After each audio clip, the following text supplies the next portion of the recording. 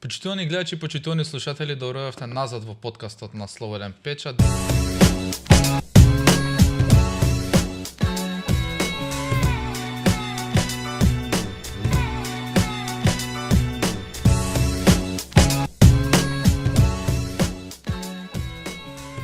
Денеска малку ќе поразговараме за една поразлична тема која не сме ја офатиле толку до сега, а тоа е главните разлики кои ги има во животот во 80-тите, 70-тите, 90-тите години од минатиот век и она што сега го живееме. Мислам дека подобар, по-прецизен гостин за оваа тема не можев да најдам. Тоа е мојот колега Срѓан Ивановиќ, новинар, автор на една доста интересна книга која имав чест да присуствувам на таа промоција кога се случи пред неколку месеци. Срѓан, ти благодарам денеска многу за ова гостување. Ќе поразговараме малку за тоа како се живеело некогаш во таа поранешна Југославија и како се живее сега. Ете малце ќе направиме на перцепција, бидејќи на разлика, бидејќи јас како млад човек не сум живеел нормално во Југославија. Ти си растел, си живеел во тие години, па малку една разлика. Па за почеток, кои се според тебе најголемите разлики и зошто луѓето во денешна Македонија има многу југоносталгичност постои уште, а и верувам дека ќе постои барем во наредниве неколку генерации, се додека не запре скроз за некој сега да не гаѓам за колку време би се случило тоа, но верувам дека би се случило. Па прво да ги поздравам гледачите, се заблагодарам за оваа покана, навистина уживам во ваква неформална атмосфера, бидејќи јас сум прилично формален кога настапувам пред камера.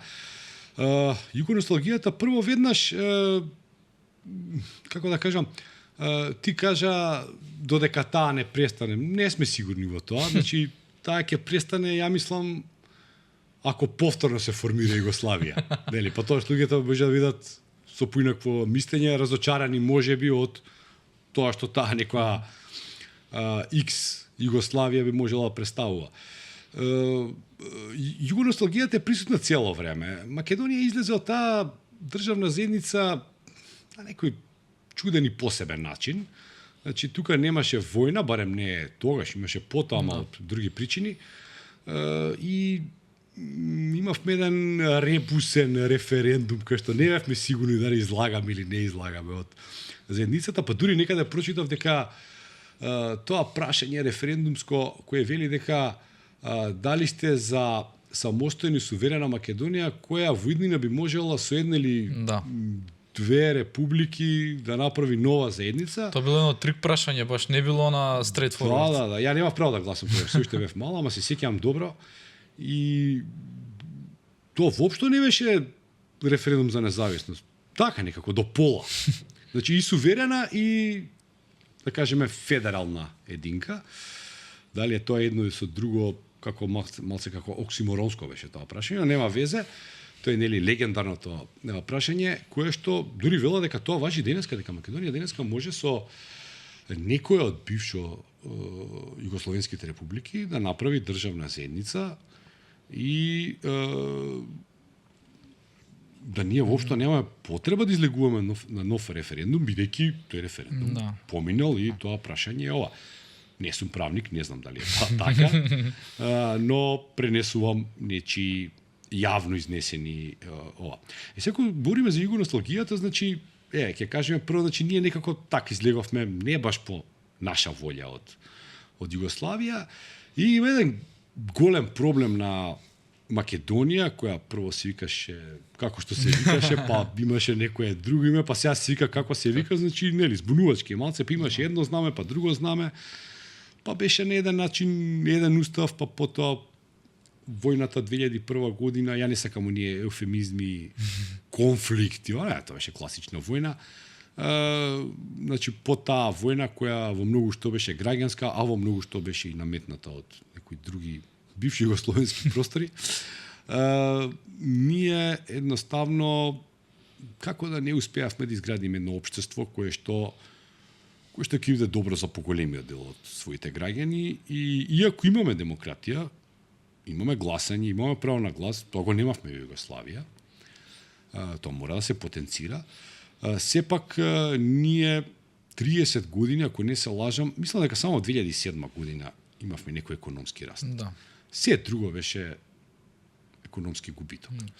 А ако погледнеме сега каква е социјалата во Македонија, таа е нели мизерна. Да. Каков е нашиот јавното здравство какво е? Тоа е ја лежев пред некој време во болница, значи поплавата од вецето ми дојде до болничкиот кревет. Мислам, ме разбирате. Да. Во една од болниците наши државни. И ред други работи, да кажеме, не знам, нивото на корупција какво е, нели? Да, нормално. Тоа е може и главната. И сега тоа се работи кои што луѓе кои што да кажеме ние сме, не знам каква ни е војската. Сега сме НАТО членка, ние не знаеме колку ствари пушки, тенкови имаме, пошто неше тоа тие празници, тие магазините. И сега тоа ќе се спореди со некоја југословенска народна армија, изгледа смешно и по бројка и по своето значење и ова. И сега ние што се сеќаваме на тој југословенски систем, ние може да кажеме на времето како беше, знаеш. Но она што е најинтересно целата работа, ке нас југоносталгичари, најголем број југоносталгичари се луѓе кои што не се родени во Југославија, што родени во Македонија, кои имаат сега по 20-25 години.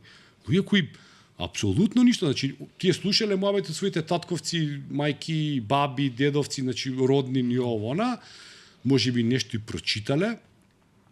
И тие се ова. И сега како тоа се објаснува, да мој пријател во една прилика мислам на социјалните мрежи вели не сме ние носталгични по времето во кое не сме живееле. Ние сме носталгични по времето што ни го украдовте. Да, значи ако оваа транзиција која е веројатно најдолга во историјата на човештвото, трае колку 30 многу години. Да.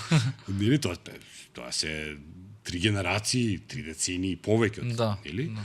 И сега вие кога не успевате некаква додатна вредност да па макар било и тоа Европска унија, иако членството на Европска унија е сосем некоја друга работа. Ама тоа е нели, тоа е повеќе онака прашање на стандард, прашање на некој значи не, Југославија беше нешто сосема друго, нели? Нема да има репрезентација фудбалска на Европска унија, нели? Да, точно. Овде имаше, значи, нели?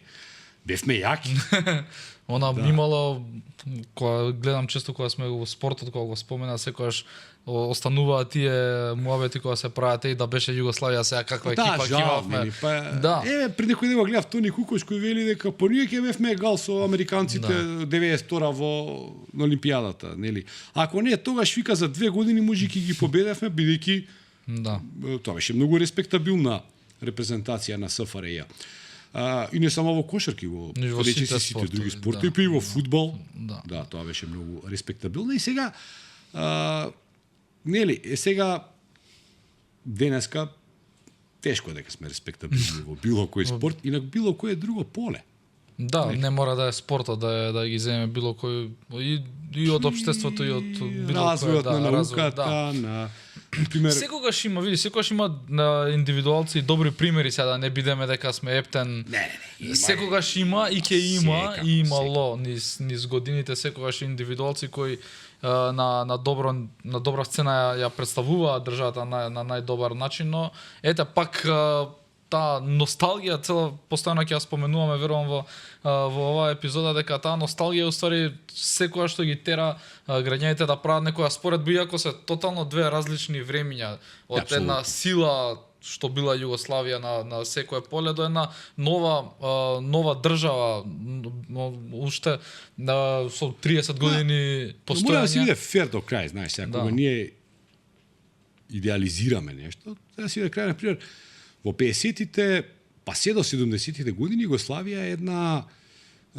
една светска, како да кажем, не е тоа светска сила, но е земја која што игра некаква улога во тогашниот поредок, значи тоа е блоковска поделеност, истокот и западот, и има еден блок кој го предводи Југославија, кој се нарекува покретот на неврзаните.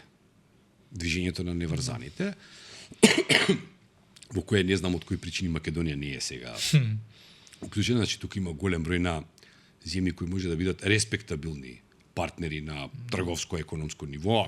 Ние нема се членуваме на нека Афричка унија, но зашто не тргуваме со нив, нели? И да кажеме тука па ако земеме по жители, дека не знам, Индија и Египет беа таму и поголемиот дел од земите во Африка и во Азија, значи тоа збориме за една респектабилна и тоа многу интересно да кажеме, до 60-та година стандардот во Југославија е прилично низок. Земјата е се уште нели степенот на разорнување за време на Втората светска война Југославија е огромен. И многу човечки животи се изгубени. Паралелно се водат неколку граѓански војни за време на Втората светска војна, покрај тоа што имате окупација од странски војски и тоа не е една, многу се, нели, ке нас овие администратори што ги викаме. Така, па не знам, Западна Македонија е под албанско-италијанска окупација, источниот дел е под бугарско-германска и така натака. Останатиот дел Југославија, нели, таа е распарчена и повеќе има војски него на било кој друг дел од фронтот. И во една таква ситуација, нели, земјата успева сепак со внатрешни сили да се ослободи, освен ако, нели, го изоставиме на ослободување на Белград од страна на Советскиот сојуз, се друго е со сопствени сили ослободено. Казнети се домашните предавници и повеќе него што требало. Веројатно, ова е сега, нели, колоквијално кажано.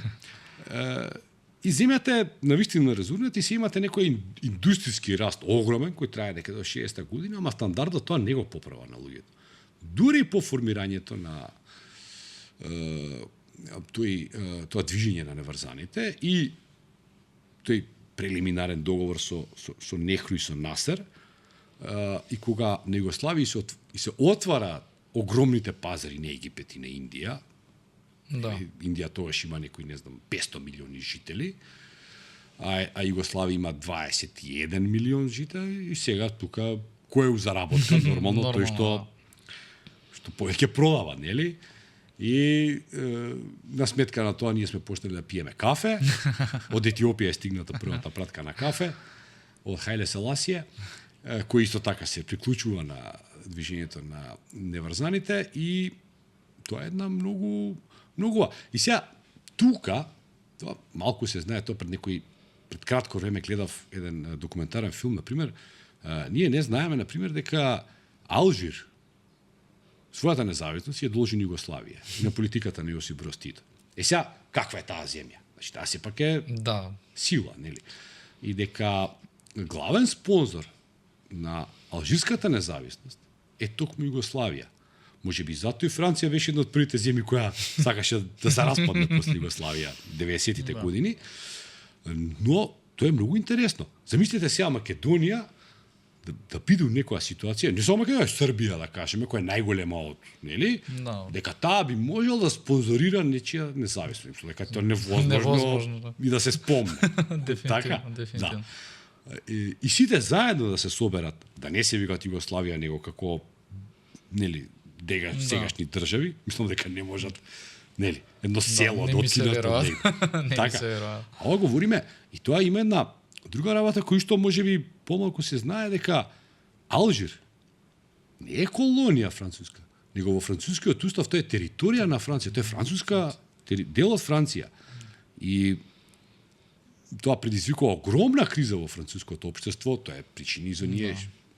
Па и се што им се случува 68-та студентски протести. И се што им се случува денес на Франција има врска со тоа африканско минато, колонијално минато и така натака, но ете, сега тоа е 60-тите години, тоа некаде отприлика кулминира. И малку порано. Тоа во 50-тите почиња и Југославија се до некаде 80-та година, тука некаде со смртта на Јосип Броз Тито, нели, на најголемиот син на народите и народностите на Југославија. Тоа и сега, на пример, јас сум читал, најдов некаде во архивите на New York Times една анализа од 85-та година и таму се вели 5 години по смртта на Јосип Броз Тито, кој е голема звезда и во Соединетите Американски држави, нели, единствениот што пушел во Белата куќа.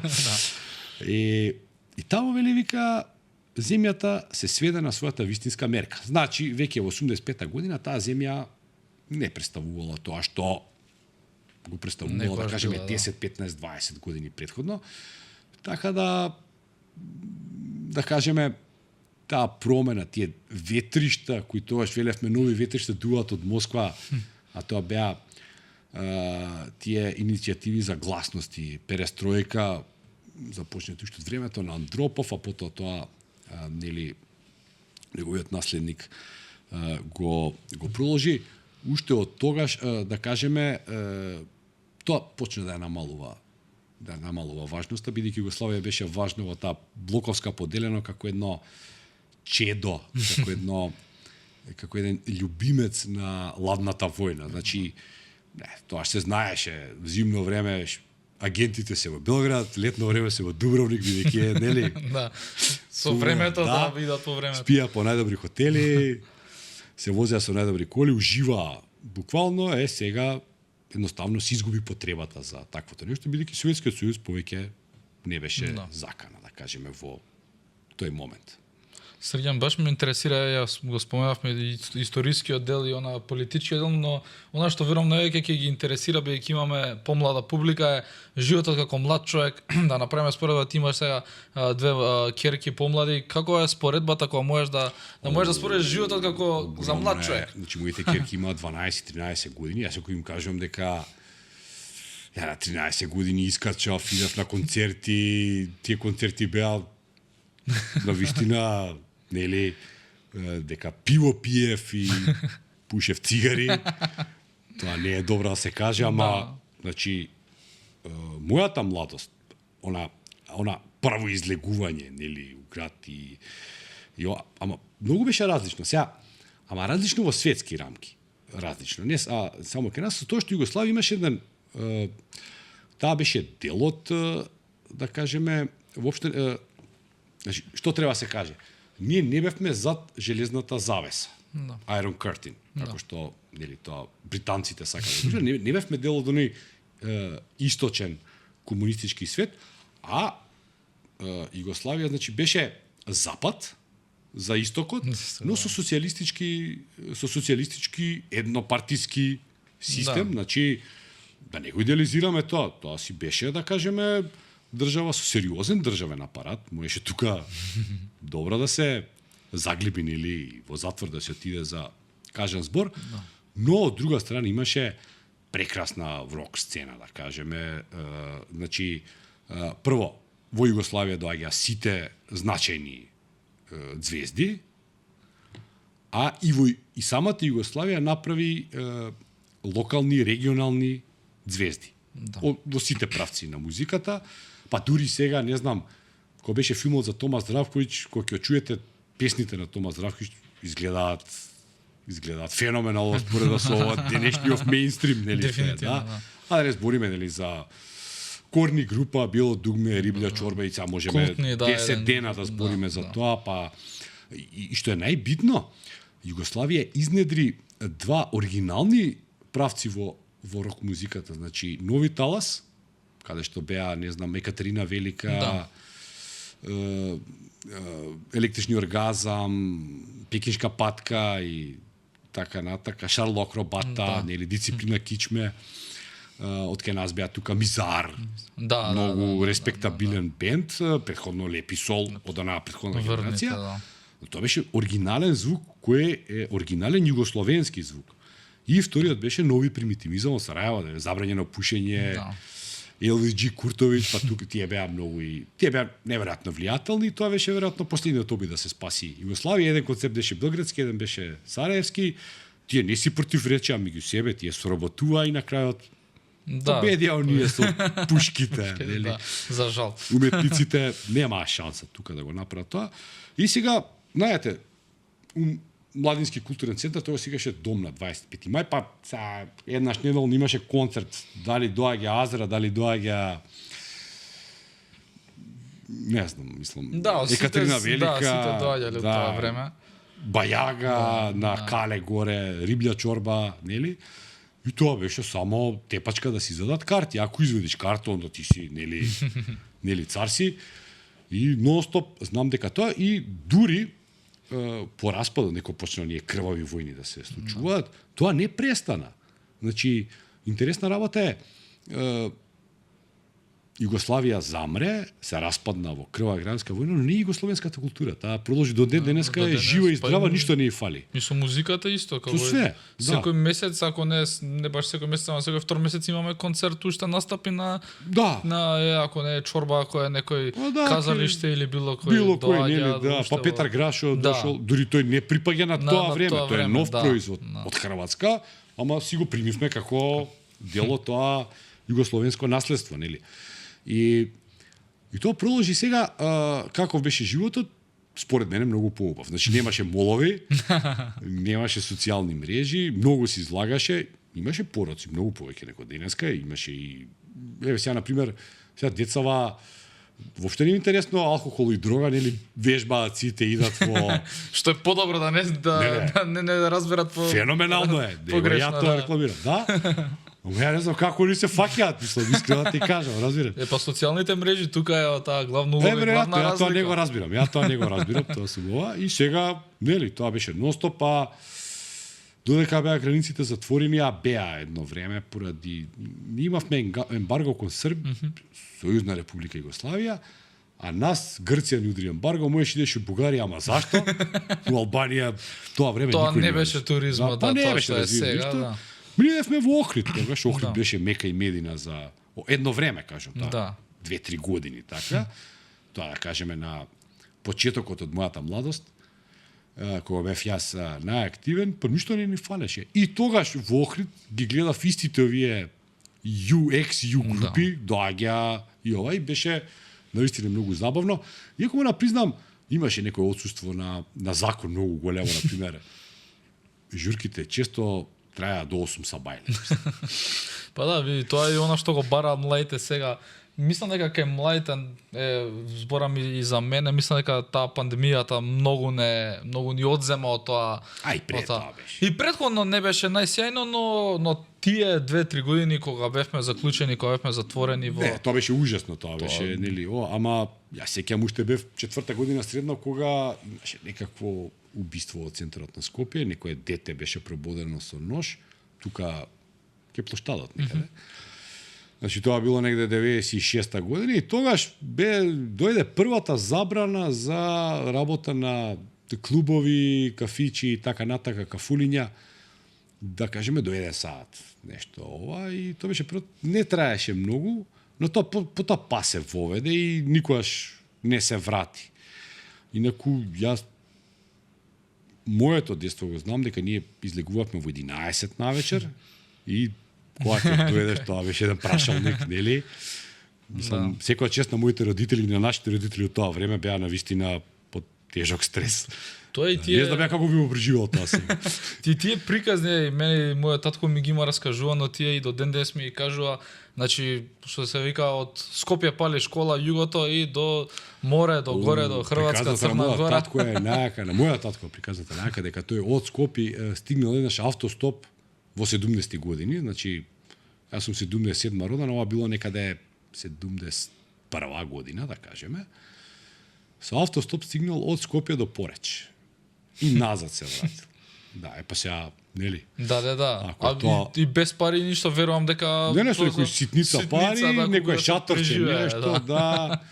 Сега, има тука некој рецепт, например, не знам, купуваш тегла мармелад и леп, па тоа 3 дена треба да трае. Сега не е тоа баш нутриционистички добра, се разбереме, не го рекламирам, ама забавно е. Да, сега не може да замислиме ние да стигнеме до тетово, ја мислам дека невозможно, никој не ти застане. Да, па тоа, значи, таа желба и за авантура и за, не знам, тоа тргнувајќи сам еден човек го прави тоа, вака во модерно време сега малци по друго. Абе има разлика, значи сега ова општество на пензионери, значи се на пензионерите гласаат, пензионерите е битно да им се зголеми пензијата, да им се напрати условите за живот, а Југославија беше значи акцентот беше врз младите.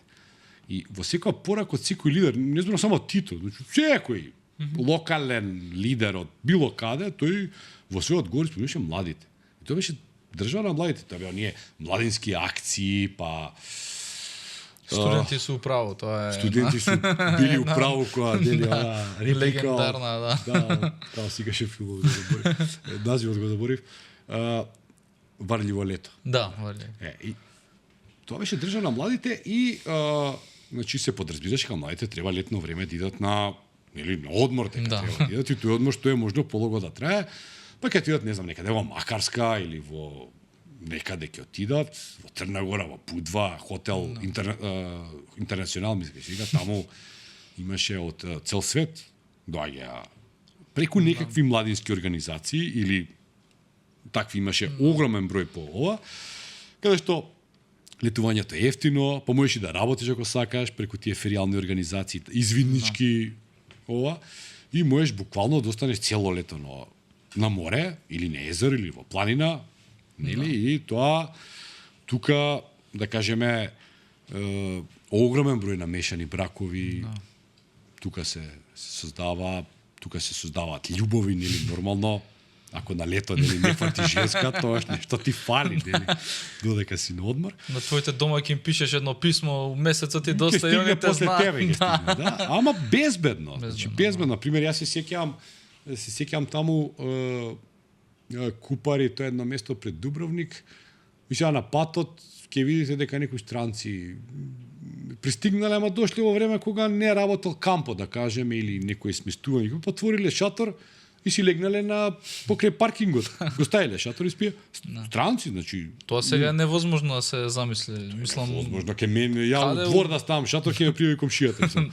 Било каде во светот, не само кај нас, тоа ќе се смета за она многу чудно. Сигурно има закон против тоа. Да, има и закон сигурно. Знам тоа у Грција кога влегувате, тоа го има на граница дека е недозволено нелегално кампување. Тогаш можеше. Па веќе и по голем број градови што се туристички покрај море, што се веќе и Хрватска и Црна Гора забрануваат и гол да се шеташ по низ градот, и тоа веќе се по купачи. По купачи, не смееш да се шеташ, така да тоа е верувам не било незамисливо во тоа време. Не, тоа што знаеш, имавме ние купили, ние спидовци носевме, разбереш, и цел ден тие си мислам. Па навечер и у диско можеш да идеш со.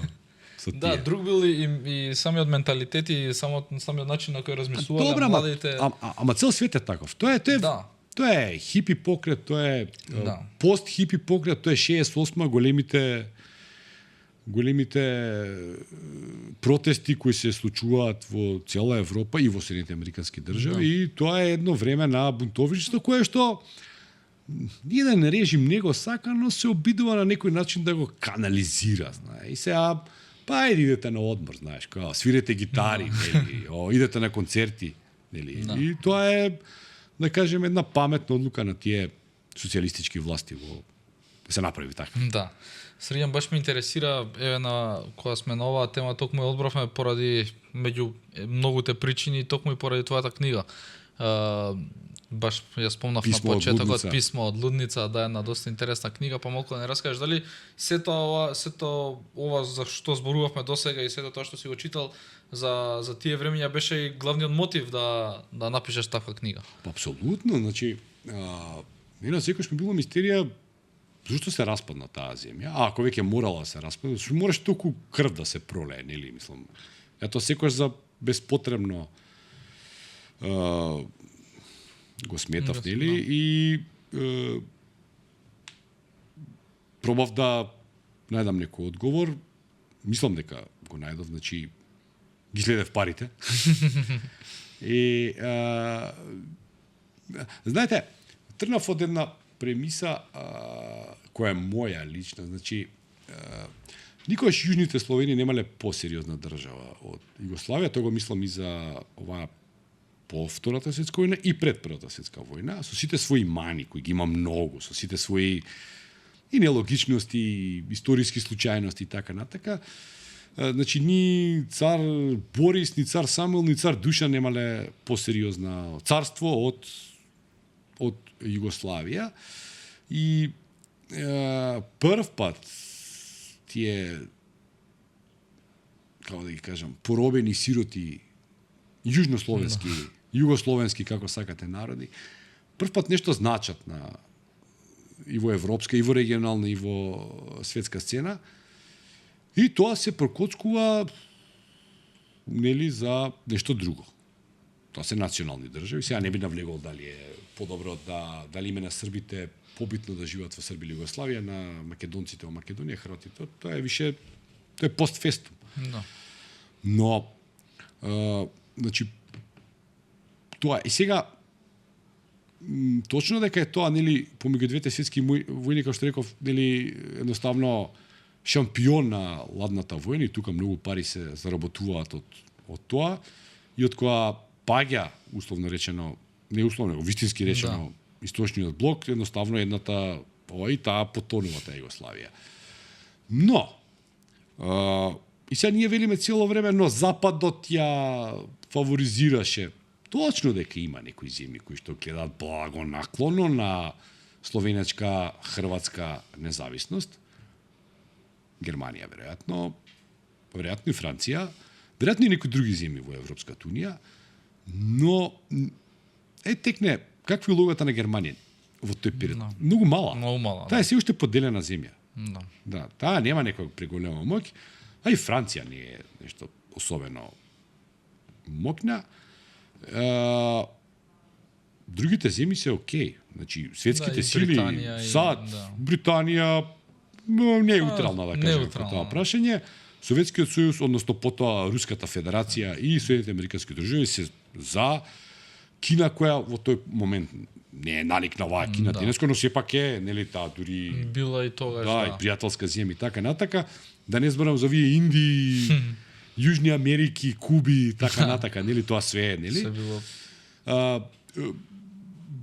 благопријатно наклонети се и Шведска, и Норвешка, и Финска, и значи и Холандија, значи збориме за ние земји кои немаат политичка моќ, но имаат економска моќ, да кажеме, во.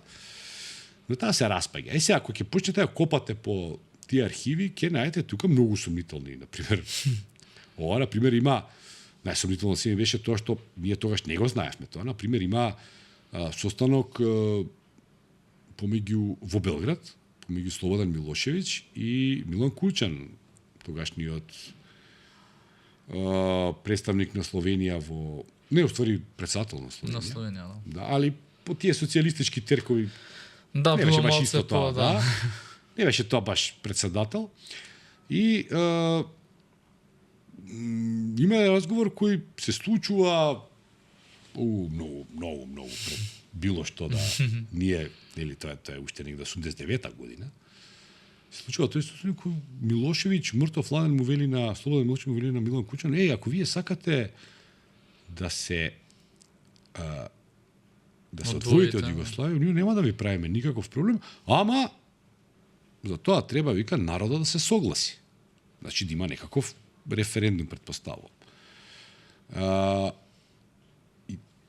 Тоа е сочувано, тоа веројатно било тајно тогаш, или никој не известил за тоа, или не требало да се извести, но тоа денеска може да го видиме. Значи, додека ние се спремавме да навиуме за Југославија на светско првенство во Италија 90-та година, некој веќе таа држава почнал да ја растура. И кога почнаа воените действија во Југославија, и тоа беше нејасно. Зошто мораше да ова? Зошто мораше да се пука? На крајот ѓена се повлече, Словенија се отцепи. Потоа наред дојде Хрватска, па Босна и Херцеговина, и после, нели, се распадна по некој редослед поинаков. Сега, многу децении подосна, има еден професор од Загреб, Дејан Јович, кој е професор на правниот факултет и на политички науки во Загреб, кој извади некакви тајни анкети, кои што за потребите на тогашните власти биле правени на територија на Словенија, на територија на Хрватска, Босна и Херцеговина. И сега нема да ви се верува. Во Хрватска, тоа го запамтив бројките, значи сегдека народот, населението во сите земји е за Југославија да остане. Значи, во Хрватска само 8% се за независност. 8%? 8% на граѓаните, жителите на тоа што некој се нарекуваше Социјалистичка република Хрватска. Да. И тезата на професорот Јович слично е многу и во Словенија, за Босна и Херцеговина да не збориме. Да. Нема потреба. Нема потреба, нели? Тој вели, значи, мораше да дојде до војна за да ги натерате луѓето да престанат да ја сакаат Југославија. Нели? Да. И тоа претпоставувам исто било и за Србија и за Македонија, нели, и за Црна Гора, да. Но доколку некој ви погине од другата страна, нели, загине, па не знам ова, па не знам она, па пропагандата беше немилосрдна во тој период, веројатно морало се направи такво нешто. Сега ќе видите зашто се прави такво нешто. Јас тргам од една теорија која се вели дека, а за тоа имаме и некакви материјални докази дека во напред се знае кои бизниси, кои некогашни предпријатија кои беа општествен капитал, ќе завршат во чии пријатни џепови, па знаеме дека во Хрватска, на пример, Туџман на состанок му рекле, слушај, ова све може на 300 фамилии да биде како поделено, па добра, мака нека бидат хрвати, нека бидат наши, знаеш. Да. Значи, веројатно, на секоја седница на влада во овие бивши југословенски републики истото било решено, па нели своите луѓе, значи некој што претходно бил референт во некој предпријатие, станал голем газда, па сега ни се нели директори, па сега ни се чекор по чекор по скалата. Да. Сега, ако уште малце пречепете, ќе најдете дека сите од нив имале неверојатно големи врски со тогашната управа за државна безбедност, но со сојузната управа за државна безбедност, не со овие локални ова, и ќе видите дека тие луѓе некогаш нешто значеле во таа општо безбедносна структура и дека тие луѓе поради својата близина успеале да ги приватизираат тие фирми денеска да бидат нели транзициони херои. Тоа што се, да. Да имаат лава крв, нели да го решаваат нашата иднина, да бидат гарантори на животот и смртта и така натака и така натака. Срија, нашите гледачите знаат најмногу, верувам, оние што повеќе претаслувен печат од екранот како водител на утринската емисија, но баш ме интересира и секоја желбата за пишување, знам од муабе што сме правиле, секојаш ти била присутна, па каде повеќе се пронајдеш, но која е твојата вистинска пасе, дали можеби телевизиското новинарство или пак пишувањето секојаш ќе ти остане? Основната сите медиуми исто е, само треба да се слоа техниката, нели? Ова ТВ новинарство или ова ТВ продукција што сега имаме, нели, не е тоа телевизија, него е ТВ продукција. Тука главен проблем е тремата. Значи, ако ја совладаш тремата, тогаш ја совладав тремата на 19-20 години, тогаш во ТВ Сител, и од тогаш немам гајле. Сум работил на радио, тоа е навистина најубавиот медиум кој постои, и во сите видови на печатено новинарство сум бил и во дневен, и во месечник, и во неделник и така натака. Се е убаво, се е исто, само има техники кои треба да се совладаат и за жал ова ново време сега, нели, ова ера на подкасти, на портали, ова не дозволува човек да биде само нели, ја можам само да пишувам, ја можам само да зборам пред камера. Не, мора и едно и друго. Може би не е убаво, ама па е поинтересно. Знаеш, па сега кога цел ден седиш, сме зборене, портал, тоа е, нели, тоа е еден новинарски рудник, тоа, да, не е тоа воопшто забавно и фино.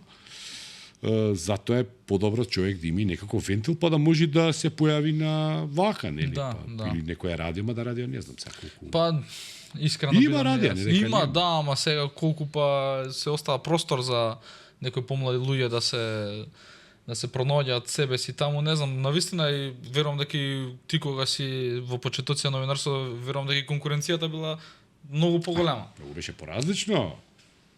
Се, значи, јас сум почнал некаде 95-6 година, прва година на факултет, нели, сосема други беа стандардите тогаш за работа. Сега е се, да кажеме, поедноставно, модернизирано, но одговорноста која што тогаш има медиумите, да не се каже нешто што би било лажна вест или што би предизвикало некаква паника во населението или дезинформација да биде нели намерно срочена, но тоа многу се пазеше во тие почетоци. Сега тоа спротивно е тоа, да, дури нели оние кликбейт наслови кои се трудиме да ги ставаме за да не рангираат подобро генераторите на вести или Тоа е Тоа е нонсенс. се, да. Мислам Да. и со социјалните мрежи и сето тоа, тие кликови за коментари, за лајкови се мислам дека е изгубено, но имав прилика и на подкаста да зборувам со неколку новинари и сите заеднички кажавме дека има надеж за новинарството секако кај нас. Срјан ти благодарам денеска за што гостуваше. Се надам дека малку помлада публика се запозна со нас. Младолик сум ја. Не, зборам за публика дека се запознала со Да, нас. мене керките ми викаат, тебе тоа изводот ти е пишува на глаголица, разбираш, така да не знам колку сум интересен. Тама на работа.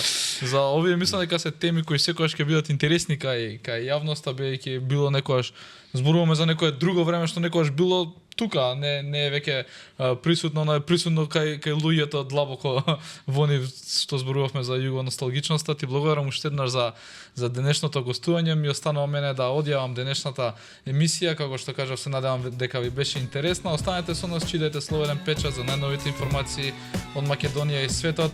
Се гледаме наредна среда во исто време.